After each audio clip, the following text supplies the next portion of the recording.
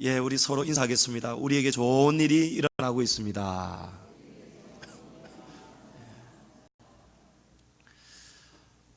사람은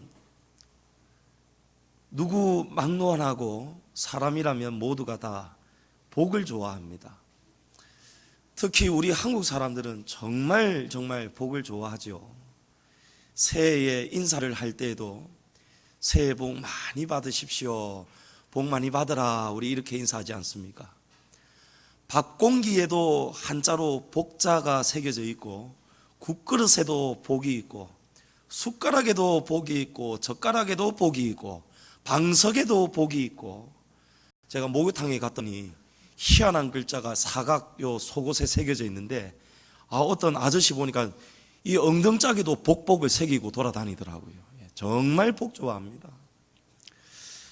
그러면 사람들이 생각하는 그럼 복이 무엇을 복이라고 할까요? 여러분, 무엇이 사람들이 생각하는 복입니까? 돈입니다. 돈. 개업하는 집에 선물을, 화분을 보내는데 거기에 요즘 유행하는 유행어가 있죠. 돈 세다가 잠드소서. 여러분, 돈을 세는 거예요. 여러분, 컴퓨터 그래픽으로 한번 보십시오. 지금 제가 신사임당 5만 원짜리를 지금 살리고 있어요. 이게 살려도 끝이 없어요. 돈 세다가 막 잠이 드는 거예요. 여러분, 얼마나 좋겠습니까? 여러분, 표정이 보통이 아닙니다, 지금. 그런데 진짜 복은, 진짜 이 돈이 복이라면 여러분 영원해야 될 거 아닙니까? 우리가 죽어서 어디를 갈 때에도 이 돈 들고 갈 수 있어야 될 거 아니에요. 하지만 이 땅에 사람들이 말하는 복은 도금이 된 금과 똑같습니다. 겉으로 보기에는 반짝반짝거립니다. 겉으로 보면 막 금이에요, 금. 근데 세월이 한참 지나면 도금된 금은 벗겨집니다. 영원한 것이 아닙니다.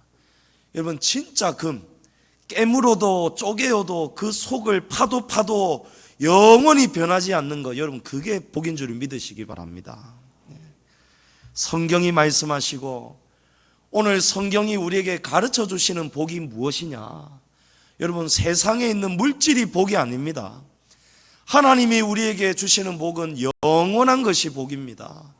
하나님의 나라 천국이 우리의 영원한 복인 줄 믿으시기 바랍니다. 예수님께서 산상에서 말씀을 하실 때에 8가지의 복을 말씀하셨어요. 그것을 우리는 팔복이라고 부릅니다. 그런데 이 팔복은 8가지의 전혀 다른 복을 말씀하는 것이 아닙니다. 내용은 8가지의 내용이 있지만 이 팔복이 가르치는 복은 그 결론은 단 한 가지의 복입니다. 여러분, 그 복이 바로 하나님의 나라입니다. 천국이 복입니다. 하나님의 나라는 그렇다면 누가 갈 수 있습니까? 우리 주일학교 어린이들은 다 알고 있죠. 돈으로도 못 가요, 하나님 나라.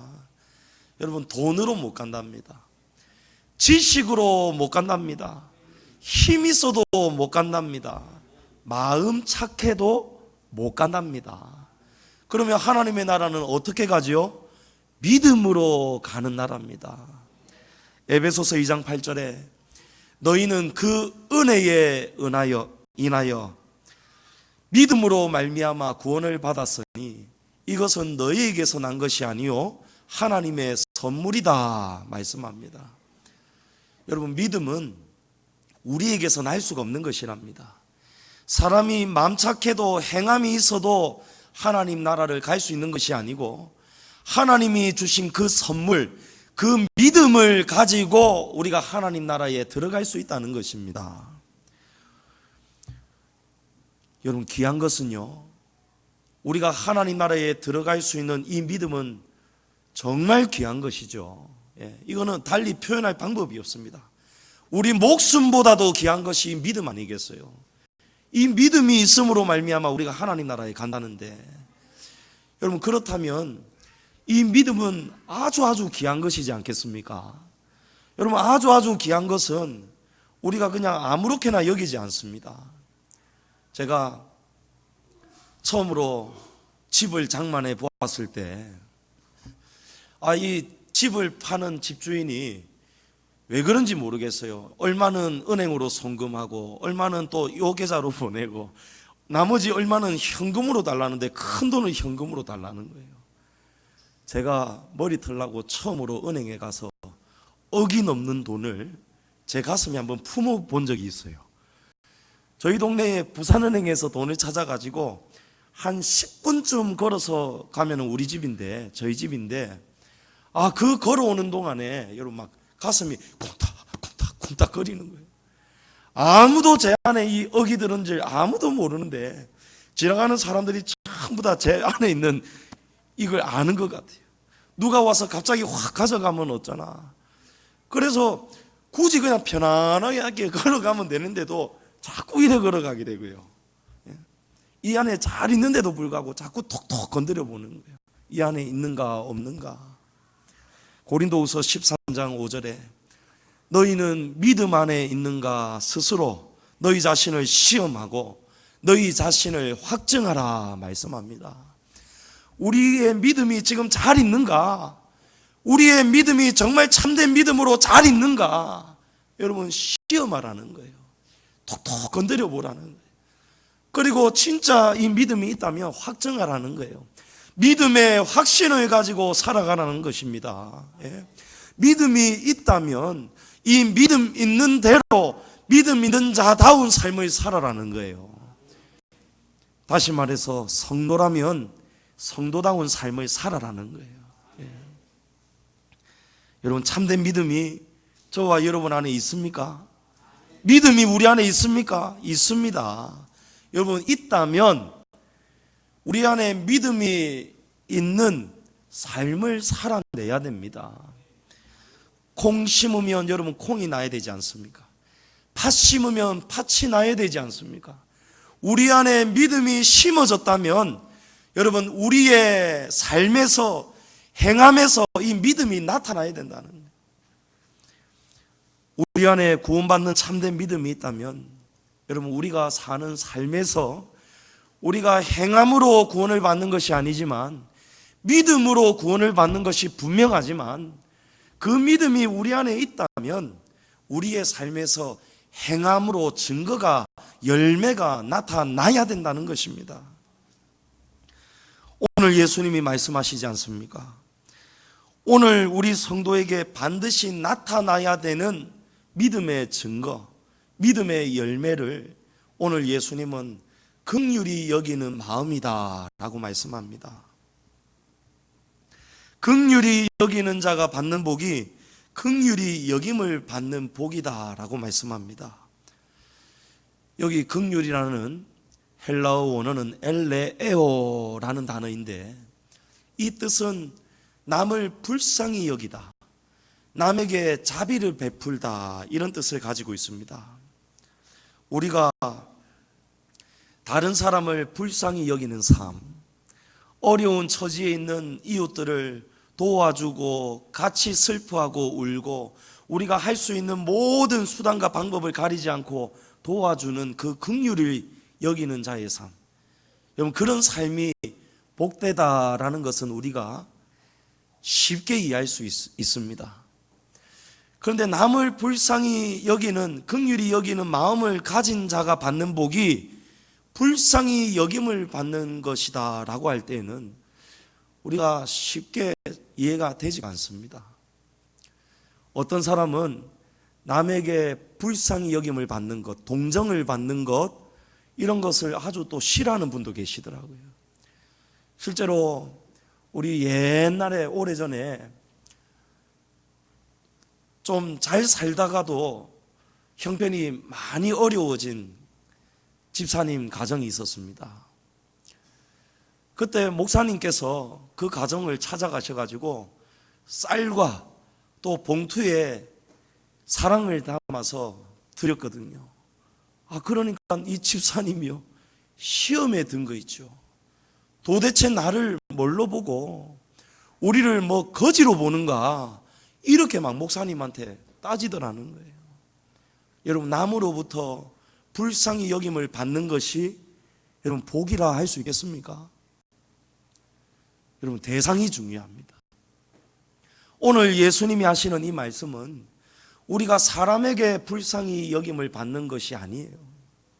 오늘 예수님이 우리에게 말씀하시는 복은 우리가 누군가로부터 불쌍히 여김을 받는 것이 복이라고 표현이 될 만큼 저와 여러분은 그만큼 불쌍히 여김을 받아야 되는 존재라는 것입니다. 저와 여러분 불쌍한 존재입니다. 왜일까요? 우리는 죄인이기 때문에 그렇습니다. 세상 사람들은 이해할 수가 없습니다. 나는 착하게 사는데, 나는 법 없이도 지금 살아왔는데 왜 교회 다니는 사람들은, 예수 믿는 사람들은 왜 자꾸 사람을 죄인이라고 하냐는 거예요. 예. 여러분, 실제로 그렇게 생각이 되기가 쉽습니다. 무엇이 죄인지를 모르기 때문에 그렇습니다. 여러분, 우리는 하나님의 큰 은혜를 받았습니다. 너희는 그 은혜에 의하여 믿음으로 말미암아 구원을 받았다 하지 않습니까? 여러분, 우리는 은혜로 받았어요.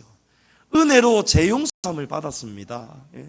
하나님을 거역하고 하나님을 모른다 하고 하나님을 믿지 않았던 것이 여러분 나중에는 깨달아지면 그게 죄라는 것을 알게 됩니다. 여러분, 자식이 부모의 은혜를 모르고 살다가 나중에는 부모님의 그 큰 사랑을 깨달았을 때, 어떤 사람이 새벽마다 음식물 쓰레기를 치우고 쓰레기를 수거하는 직업을 가진 부모님이 너무너무 싫었다고 합니다. 너무너무 부끄러웠다고 합니다. 그래서 길을 가다가 그 일을 하고 있던 부모님이 자기를 아무개야라고 부르려고 하면 막 도망을 쳐버린다는 거예요. 옆에 같이 걸어오던 친구들이 저 아주머니가 너 부르는 것 같은데 누구야? 이러면 나도 모르는 사람이야. 이래버린다는 거예요. 그 모습을 지켜보았던 어머니의 마음이, 부모님의 마음이 얼마나 아팠겠습니까? 얼마나 아팠겠습니까? 여러분, 돈이 많고 적은 그 차이는 누구에게나 다 있지만, 그러나 부모로서 똑같은 마음이 있지 않습니까? 자식을 사랑하는 마음입니다. 자식을 위해서라면 목숨도 줄 수 있는 그것이 바로 부모님의 사랑 아니겠습니까? 그런데 나중에 이 자식이 깨닫는 거예요. 우리 어머니가 이 어렵고 힘든 일을 하는 이유, 그 일을 해서 우리를 먹이시고 입히시고 우리를 살게 하시는 그 큰 사랑, 그 사랑이 깨달아지니까요, 나중에는 이 자식이 부모님 앞에 엎드려서 무릎 꿇고 울지 않습니까? 아빠, 엄마, 내가 잘못했어요. 아빠, 엄마, 내가 잘못했어요. 여러분, 뭘 잘못했습니까? 부모의 사랑을 몰랐던 것, 부모의 은혜를 몰랐던 것이 죄라는 것을 깨닫지 않습니까? 우리가 하나님을 믿지 못하면 죄인이라는 것을 깨닫지를 못합니다. 그러나 하나님의 은혜를 깨닫기 시작하면은 우리가 하나님 품을 떠나 살았던 것이 얼마나 죄송하고 눈물이 나는지 모릅니다. 그래서 우리가 지옥 형벌, 영원한 지옥 형벌 받을 수밖에 없던 이 불쌍한 죄인이 하나님께로부터 불쌍히 여김을 받아서 하나님이 독생자 예수님을 보내셔서 우리의 죄값을 십자가 골고다에서 다 치르게 하셔서 우리에게 값없이 주신 그 의롭다함, 그 은혜를 가지고 우리 하나님 나라에 들어갈 수 있게 되었다는 그 사실, 여러분, 그 사실을 우리가 불쌍히 여김을 받아서 구원을 받는 것입니다. 그래서 우리는 하나님께로부터 긍휼히 여김이 필요한 죄인이라는 사실입니다. 그렇다면 우리가 또 한 가지의 의문이 생깁니다. 긍휼히 여기는 자는 사전적인 의미로는 남을 불쌍히 여기고 남을 동정하고 남에게 자비를 베푸는 사람인데, 누구라도 남을 불쌍히 여기고 누구라도 남을 동정하고 누구라도 남에게 자비를 베푼다면 그 사람은 하나님께로부터 긍휼히 여김을 받을 수 있는가? 하나님 나라에 들어갈 수 있는가? 하나님을 믿지 않는 불신자 가운데서도 여러분 얼마나 착하신 분들 많습니까? 정말 부끄럽습니다만은 어떤 부분에 대해서는 우리 성도들보다도 믿지 않는 불신자들이 더 법을 잘 지키고 더 착하게 사는 그런 불신자들도 많지 않습니까? 어떤 연예인은 몇 억을 기부하기도 하고 수백 수천억을 사회를 위해서, 가난하고 소외된 사람들을 위해서 기부하지 않습니까? 자신에 있는 전부를 주기도 하지 않습니까? 여러분 얼마나 긍휼이 많은 사람입니까? 여러분 홍콩의 유명한 영화배우 주윤발 씨 아실 거예요. 이 주윤발 씨는 평소에 검소하기로 아주 유명합니다. 그래서 자동차도 아주 작은 차를 타고 다니고 이 차도 수십 년이 된 차라고 합니다. 그리고 평소 때는 이 차도 잘 안 탄다고 합니다. 환경오염을 생각해서. 그래서 늘 지하철을 타고 다닌다는 거예요. 아주 털털하답니다. 전철에서 시민들을 만나면 같이 사진도 찍어주고 그냥 옆집 아저씨와 같이 다닌다는 거예요. 그렇게 주윤발 씨가 평생에 아끼고 모았던 돈이 얼마냐니까 8,100억입니다. 8,100억. 그런데 얼마 전에 공언을 했습니다. 내가 가진 전 재산 8,100억을 사회의 어려운 이웃을 위해서 다 기부하겠다는 거예요. 그래서 사람들은 이 주윤발 씨를 뭐라고 부르냐 합니까? 기부왕이다라고 부릅니다. 기부왕이, 왕 중의 왕이라는 거예요. 그렇다면 이 주윤발 씨 여러분 천국에 가야 되지 않겠습니까? 참고로 주윤발 씨는 아주 독실한 불자라고 합니다. 그러면 주윤발 씨가 사회에 이렇게 큰 금액을 전 재산을 남을 위해서 드리는데 그러면 정말 주윤발 씨 같은 사람은 하나님 나라에 들어가야 되지 않겠습니까? 그건 아니죠. 예, 아닙니다. 우리는 이 안에 믿음이 있어야 천국 간다는 사실을 분명하게 알고 있습니다. 교회 다닌다고 천국 가는 게 아니죠. 교회 다니는다면 우리가 성도라면 우리 안에 믿음이 있어야 한다고 했습니다. 그리고 그 믿음의 증거가 우리의 삶에서 나와야 된다는 것입니다. 로마서 10장 9절에 성경은 분명히 말씀합니다. 우리가 우리 입으로 예수를 주로 시인하며 또 하나님께서 그를 죽은 자 가운데서 다시 살리신 것을 믿으면 구원을 받으리라. 여러분 그 사실을, 그 믿음을 가지고 있어야 천국까지. 우리가 아무리 남을 긍휼히 여겨도, 남을 위해서 8,100억을 전 재산을 다 준다고 하여도 여러분 하나님 나라에 못 들어간다는 사실입니다. 오늘 예수님의 말씀은 영적인 차원에서 아주 깊은 심오한 뜻을 가지고 있습니다.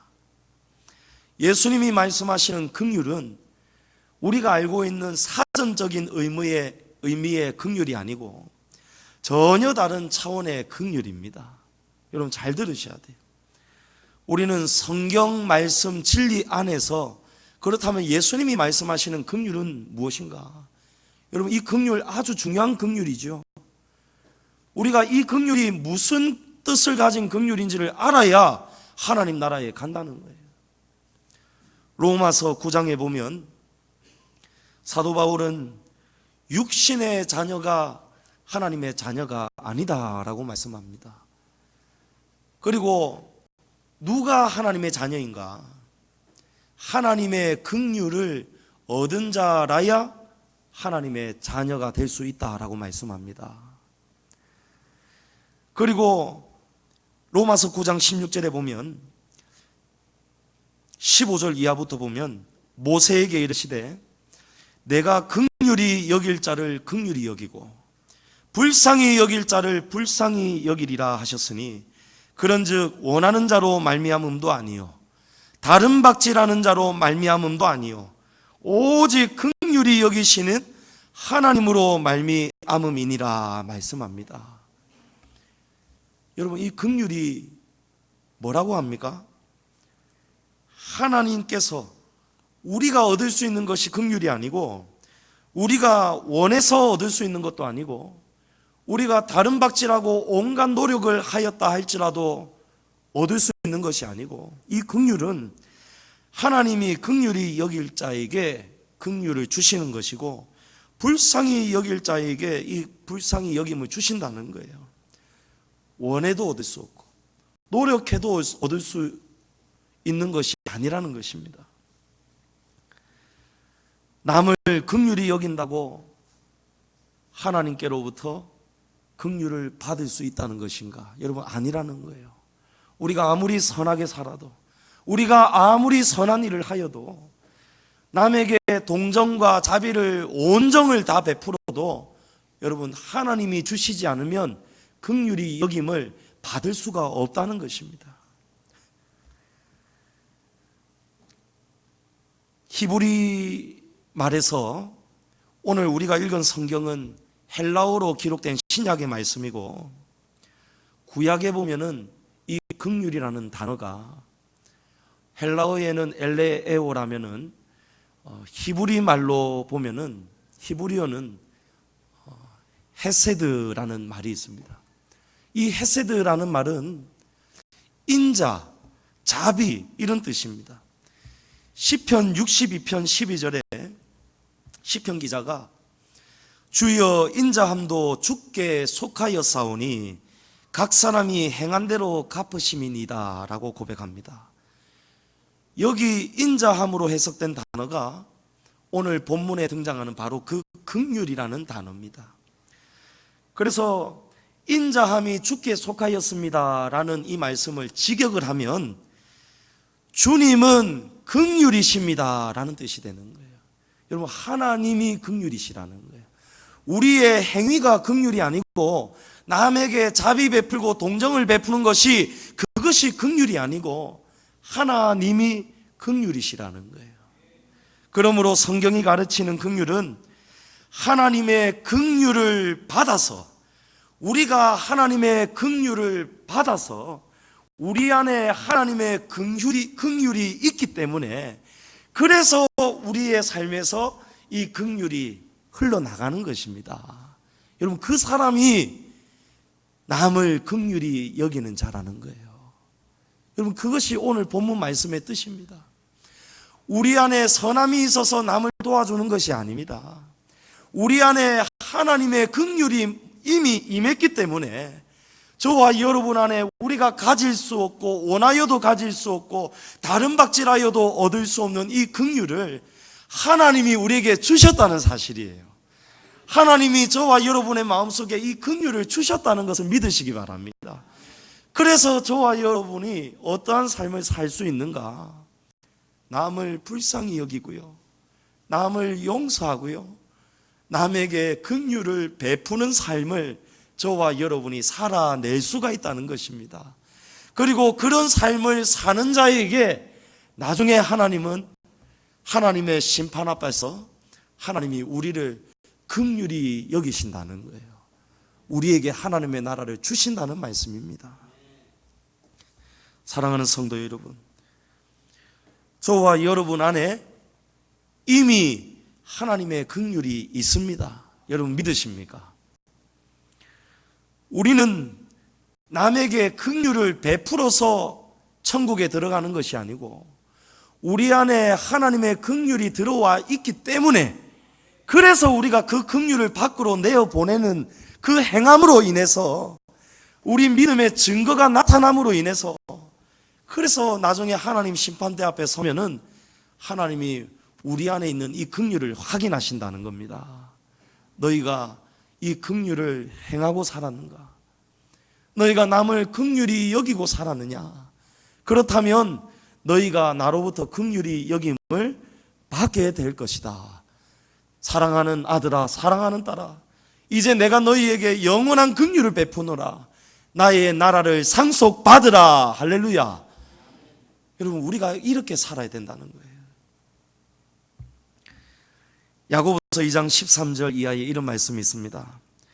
긍휼을 행하지 아니하는 자에게는 긍휼 없는 심판이 있으리라. 긍휼은 심판을 이기고 자랑하느니라. 내 형제들아, 만일 사람이 믿음이 있노라 하고 행함이 없으면 무슨 유익이 있으리요? 그 믿음이 능히 자기를 구원하겠느냐? 여러분, 우리가 자주 들었던 이 말씀이 바로 이 말씀이에요. 행함이 없는 믿음으로 우리가 어떻게 구원을 받겠느냐? 여러분, 이 말씀이 왜 주어졌습니까? 우리가 긍휼을 행하지 아니하면 긍휼 없는 심판을 받는다는 거예요. 그래서 야고보서 기자가 이 말씀을 하시면서 우리에게는 반드시 무엇이 나타나야 된다는 것입니까? 하나님의 긍휼이 저와 여러분의 삶에서 나타나야 된다는 거예요. 하나님께서 주신 긍휼을 우리는 이미 받았습니다. 그 믿음이 우리 안에 있어야 되는 거예요. 그런데 마귀는 오늘 교회와 성도들을 지금 흔들고 있습니다. 어떻게 흔드느냐? 우리 안에 긍휼한 마음이 사라지고 있고, 교회 안에, 성도 안에 사랑이 넘쳐야 되는데, 서로 이해하고 용서하는 그 마음이 우리 교회 안에 가득해야 되는데, 여러분, 서로에게 함부로 하는 거예요. 미워하는 거예요.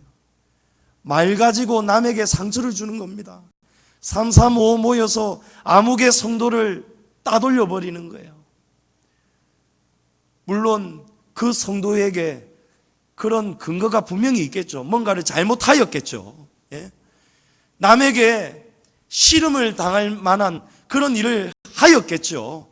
그러나 그런 일을 하였다 할지라도 여러분, 교회와 성도는 그렇게 살면 됩니까? 안 됩니까? 안 된다는 거예요. 왜냐하면 우리 안에 이미 하나님의 긍휼이 들어와 있기 때문에. 그래서 우리는 원수도 사랑해야 되는 거 아니겠습니까? 원수를 용서해 줘야 되는 거 아니겠습니까? 남이 나에게 상처를 주었다고 똑같이 미워하지 말라고 말씀하시죠. 악을 악으로 갚지 말아라. 오히려 너희는 악을 복으로 갚아라. 할렐루야. 여러분, 우리가 그렇게 살아야 된다는 거예요. 그렇게 사는 것이 긍휼을 가진 성도의 삶이라는 것입니다. 그런데 오늘 실상을 보면요, 여러분, 우리 안에 긍휼이 없습니다. 우리 안에 긍휼이 없다는 거예요. 아무개는 이래서 싫고, 아무개 성도는 이래서 안 되고, 저 사람은 이래서 나는 저 사람하고 같이 일 못하겠다. 아이고, 나는 저 사람이 뭐가 된다면 나는 안 할 거다. 심지어 어떤 분은 교회 떠날 거다, 이러는 분이 계세요. 여러분, 그런 교회 잘못된 교회입니다. 떠난다고 해서 여러분 그 사람이 해결이 되는 게 아니에요. 긍휼이 없다면 긍휼이 없는 심판을 받게 된다는 것입니다. 우리가 여기에서 삶을 살아내지 못하면요, 여러분, 하나님 나라에서 우리가 못 살아냅니다. 여기서 우리가 사랑을 이루어내지 못했는데 어떻게 천국 가서 사랑할 수 있겠습니까? 안에서 새는 바가지가 밖에 나간다고 안 새겠습니까? 여기서 미워하였는데 천국 가서는 사랑할 수 있겠습니까? 여러분, 교회는 이 땅에서 우리가 천국을 이루어내야 되는 곳이 바로 교회입니다. 우리가 여기서 사랑해야 되는 것입니다. 여기서 서로 불쌍히 여겨야 되는 거예요. 성도라면 성도다운 삶을 살아야 되지 않겠습니까? 제가 신학대학교를 가기 전에 필요한 것을 얻기 위해서 돈이 없었기 때문에 2달 동안 택배 일을 했지 않습니까? 제가 여러 번 벌써 이미 이 간증을 했을 거예요. 신시가지 해운대, 우리 그 노민규 집사님 사시는 동네, 거기에 있는 모든 아파트들이 제 고객들이었어요. 때로는 주택도 있습니다. 해운대, 우동 이런 데 있는 그 주택들도 있습니다. 근데 해운대에 사는 사람들의 특징이 보니까 전부 다 맞벌이에요, 맞벌이. 그래서 시골에서 농사 짓는 부모님들이 2가지를 많이 보내주시는데, 하나는 쌀이고 하나는 김치예요.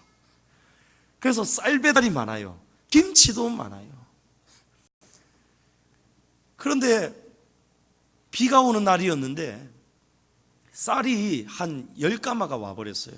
두 집인데 둘 다 주택이에요, 주택. 그래서 아무리 제가 빛의 속도로 뛰어도 트럭에서 쌀을 빼가지고 어깨에 짊어지고 2층, 3층을 뛰어 오르락 내리락 할 때 비를 안 맞을 수가 없더라고요. 그래도 저는 천천히 안 가고 최대한 비를 덜 맞게 하기 위해서 제가 엄청나게 빨리 달려갔습니다. 그런데 그 포대에 어쩔 수 없이 물기가 묻을 수밖에 없어요, 조금은. 근데 제가 첫 집을 배달을 갔는데요, 딱 들어가는 입구에서부터 여기는 성도의 하나님의 은혜가 막 넘쳐요. 곳곳에 성구가 걸려 있고 달력도 보니까 어느 교회 있고, 은혜가 넘쳐요.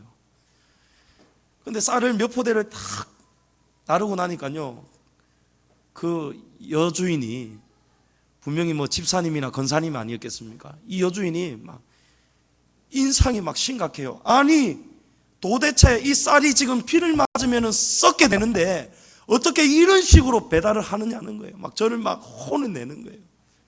잘못했죠, 제가. 제가 어떻게 해야 됩니까, 여러분? 우산 딱 쓰고, 그죠? 요래해야 되지 않겠습니까? 근데 제가 잘못을 한 거예요. 그러면서 그 집주인이 뭐라 하냐니까 나중에 이 쌀 문제 생기면 물려내라는 거예요. 그래서 죄송합니다. 인사하고 다 이내 나왔어요. 또 쌀 배달을 가야 되는데 이 집도 주택이에요. 또 걱정이 되는 거예요. 우산 쓰고 배달을 어떻게 할 수 있겠습니까? 그래서 더 빠른 속도로 막 뛰어 올라갔습니다. 그런데 이 집은요, 등장부터 막 부처님의 자비가 넘쳐요. 막 곳곳에 염주가 걸려 있고 막 무슨 암자 막 붙어 있어요. 그래가지고 제가 막 표정이 어두웠거든요. 또 혼이 날까 싶어가지고 그랬는데 마지막 쌀을 짊어지고 올라오는데요, 그 보살님이요, 그 보살님이 온화한 미소를 가지고 시원한 오렌지 주스를 찰랑찰랑거리면서 아이고 총각 수고했어요, 이거 좀 드시고 가세요 하는 거예요. 부처님의 자비가 느껴지는 거예요. 여러분, 우리 성도가 이렇게 살았어야 되겠습니까? 여러분, 일부러 비 맞추는 사람이 누가 있겠느냐 말이에요. 실수하였다 할지라도 여러분, 우리 안에 무엇이 있습니까? 지금 우리 안에 하나님이 계시지 않습니까? 우리 안에 하나님의 긍휼이 지금 들어와 있다고 말씀하지 않습니까? 그러면 이 긍휼이 나타나야 되죠. 여러분, 긍휼이 나가야 되죠. 그래서 제가 우리 집 사람에게 수고하시는 택배 아저씨 오면은 특히 여름에 여러분 여보 꼭 냉수 한 그릇 대접하세요. 그래서 우리 집 사람이 오면 아이스크림도 주고 시원한 냉수, 얼음 얼린 것도 드리고 이렇게 하거든요. 그래서 택배 아저씨가 우리 집 사람을 제일 좋아합니다. 우리 집 사람을 남의 마누라를 지영씨하고 부르는 거 있죠. 택배가 얼마나 자주 오는지 우리 집 사람 이름까지 다 알고 있어요. 여러분, 성도는 이렇게 살아야 돼요. 저희 집 문패에 교패가 붙어 있거든요. 양지중앙교회. 여러분, 그 택배 아저씨가 교회를 다니시는지 안 다니시는지 몰라도 언젠가는 저도 알 겁니다. 그 아저씨가 이 집은 양지중앙교회 다니는구나. 아이고 우리 착한 지영씨, 얼음 물도 주고 음료수도 주고 우리 착한 지영씨가 이유가 있구나, 교회 다녔구나. 여러분, 이 긍휼이 우리 안에서 이렇게 나타나야 된다는 거예요. 우리 안에 하나님의 긍휼이 있습니까? 여러분, 이 긍휼의 열매가 나타나고 있습니까? 가정에서, 사회에서, 그리고 무엇보다 우리 교회 공동체 안에 이 긍휼이 나타나고 있습니까? 여러분, 가정 안에서 긍휼히 여기시기를 축복합니다. 여러분의 자녀들을 긍휼히 여기십시오. 여러분의 자녀들을 혼내실 때에도 여러분 사랑 안에서, 긍휼 안에서 혼을 내십시오. 긍휼로 품어주십시오. 용서해 주십시오. 여러분, 부부간에 긍휼을 베풀고 계십니까? 서로 불쌍히 여기십시오. 부부가, 여러분, 마지막에 남는 것은 부부밖에 없다 하지 않습니까? 부부 안에 부부간에 여러분 하나님의 긍휼이 나타나야 되는 거예요. 여러분 직장 안에서도요 긍휼이 나가야 되고요. 특별히 우리 교회 안에는요 긍휼이 넘쳐야 되지 않겠습니까? 예. 여러분 마음속에 혹시 막혀 있는 사람이 있습니까? 여러분 오늘 이 말씀 들으셨으니 이제 여러분이 믿음 안에 있는가 시험해 보십시오. 내가 지금 믿음 있는 자로 살고 있는가 한번 시험해 보십시오. 내 안에 지금 하나님의 긍휼이 있는가 한번 시험해 보십시오. 그리고 누구라도 할 것 없이 여러분 오늘 이 예배가 마친 후에 해가 가기 전에 여러분 용서하십시오. 가서 용서를 비십시오. 그렇다면 형제가 잘못했다고 하면 여러분 진심으로 용서해 주십시오. 서로가 서로를 용서해야 됩니다. 베드로전서 2장 10절에 너희가 전에는 백성이 아니더니 이제는 하나님의 백성이요 전에는 긍휼을 얻지 못하였더니 이제는 긍휼을 얻은 자니라 말씀합니다. 여러분 긍휼은 불쌍히 여기는 마음이에요. 여러분 서로 불쌍히 여기십시오. 성도 간에 불쌍히 여기십시오. 서로의 수고를 이해하시고 불쌍히 여기십시오. 예? 여러분 주방에 여름에 얼마나 수고합니까? 얼마나 수고합니까? 봉사하시는 분들 여러분 감사를 표현하고 있습니까? 예? 주방에서 여름에 땀을 몇 바가지를 쏟으시면서 일을 하시는데 여러분 식사하시면서 아이고 오늘 와 이래 싱겁노? 오늘 와 이렇게 짭노? 오늘 반찬이 이게 먹고 여러분 이 마음을 가지시면 안 되는 거예요. 예. 긍휼히 여기셔야 된다니까요. 항상 이해하십시오. 남을 이해하십시오. 측은지심을 가지셔야 된다는 거예요. 마태복음 18장에 보면 1만 달란트 빚진 자의 비유가 나오죠. 여러분 1만 달란트 1달란트는 오늘날로 치면은 얼마냐면 금 8,800돈이 여러분 1만 달란트라고 합니다. 예. 그래서 1달란트의 가치가 얼마냐니까 22만 원이랍니다. 오늘 그 금 시세가요 한 돈에. 그래서 8,800돈을 우리 돈으로 계산을 하면요 여러분 22만 곱하기 8,800 해보십시오. 간단하죠? 얼마죠? 예? 19억 3,600만 원이 나옵니다. 여러분 쉽게 계산 안 되십니까? 제가 계산기로 미리 두들겨 보고 왔습니다. 여러분 이 돈을요 환산을 하면요 1달란트가 19억 3,600만 원이면요 1만 달란트는요 20조가 됩니다. 20조가. 예. 엄청나게 큰 돈입니다. 그런데 이 1만 달란트 빚을 진 사람이 왕에게 돈을 빌린 사람이 이 1만 달란트를 못 갚자 잡혀갔습니다. 그런데 이 사람이 막 울었어요. 왕이여 나를 좀 용서해 주십시오. 없어서 못 갚습니다. 용서해 주십시오. 왕이 좋다 내가 싹 탕감해 주겠다. 그리고 이 사람이 돌아가는 거예요. 큰 은혜를 받았지요. 큰 긍휼을 받았습니다. 여러분 여기에 왕은 누구를 말씀합니까? 하나님입니다. 우리가 하나님 앞에 무엇을 빚졌는가? 많은 죗값을 지금 가졌단 말이에요. 죗값을 치러야 되는데 하나님이 그 죗값을 1만 달란트를 예수님의 보혈로 싹 탕감해 주시지 않습니까? 그게 우리가 받은 긍휼입니다. 그런데 이 사람이 집으로 돌아가다가 자기에게 100데나리온 빚진 사람을 만나요. 여러분 100데나리온은 군인 하루의 품삯입니다. 쉽게 계산하기 위해서 하루 품삯이 10만 원이라고 친다면 한 돈 1,000만 원 될 거예요. 여러분 수십조를 탕감받은 사람이 돌아가다가 자기에게 고작 1,000만 원 빚진 사람을 만나가지고 이 사람을 붙잡아다가 감옥에 가둬버렸다는 거예요. 이 소식을 왕이 듣고 1만 달란트 탕감받은 자를 다시 붙잡아와서 이 사람에게 진노했습니다. 분노했습니다. 그리고 긍휼 없는 심판을 받고 이 사람은 감옥에 영원토록 갇혀버렸습니다. 여러분 이것이 하나님이 오늘 예수님께서 오늘 우리에게 가르쳐 주시는 진리입니다.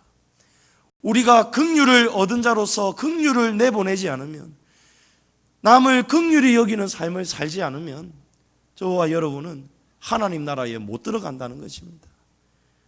여러분, 우리 안에 긍휼이 있는가 점검해야 됩니다. 내가 지금 남에게 지금 사랑을 베풀고 있는가? 내가 지금 긍휼을 베풀고 있는가? 여러분, 하나님 앞에서 점검하셔야 된다는 것입니다. 조지 뮬러 목사님이 이런 말씀했습니다. 주님 안에서 용서받은 것을 알지 못한다면 우리는 참 기쁨을 누릴 수 없다.